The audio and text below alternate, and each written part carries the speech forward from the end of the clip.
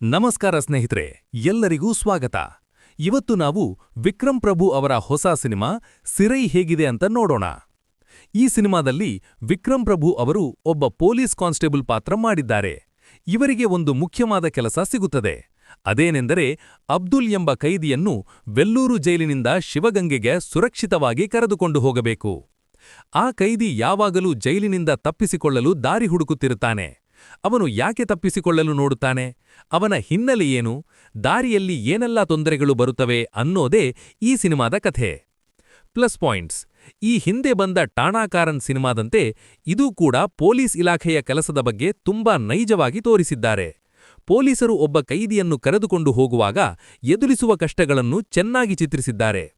ವಿಕ್ರಮ್ ಪ್ರಭು ಅವರು ಪೊಲೀಸ್ ಪಾತ್ರದಲ್ಲಿ ತುಂಬಾ ಚೆನ್ನಾಗಿ ನಟಿಸಿದ್ದಾರೆ. ಅವರ ನಟನೆ ತುಂಬಾ ಸಹಜವಾಗಿದೆ. ಸಮಾಜದಲ್ಲಿರುವ ಕೆಲವು ತಪ್ಪು ಕಲ್ಪನೆಗಳಿಗೆ ಈ ಸಿನಿಮಾ ಉತ್ತರ ನೀಡುತ್ತದೆ. ಸಿನಿಮಾದ ಚಿತ್ರೀಕರಣ ಮತ್ತು ಸಂಗೀತ ಕೂಡ ನೋಡಲು ಮತ್ತು ಕೇಳಲು ಚೆನ್ನಾಗಿದೆ. ಮೈನಸ್ ಪಾಯಿಂಟ್ಸ್: ಸಿನಿಮಾದ ಕೊನೆಯ ಭಾಗ ಸ್ವಲ್ಪ ನಾಟಕೀಯವಾಗಿ ಅನಿಸಬಹುದು, ಆದರೆ ಅದು ಅಷ್ಟೇನು ದೊಡ್ಡ ತೊಂದರೆಯಲ್ಲ. ಸಿರೈ ಒಂದು ಯೋಗ್ಯವಾದ ಸಿನಿಮಾ. ನೀವು ಕುಟುಂಬದ ಜೊತೆ ಕುಳಿತು ಈ ಸಿನಿಮಾವನ್ನು ಆರಾಮವಾಗಿ ನೋಡಬಹುದು. ಇದರಲ್ಲಿ ಯಾವುದೇ ಅಸಭ್ಯ ದೃಶ್ಯಗಳಿಲ್ಲ.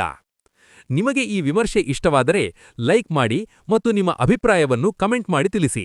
ಮುಂದಿನ ವಿಡಿಯೋದಲ್ಲಿ ಸಿಗೋಣ. ಧನ್ಯವಾದಗಳು.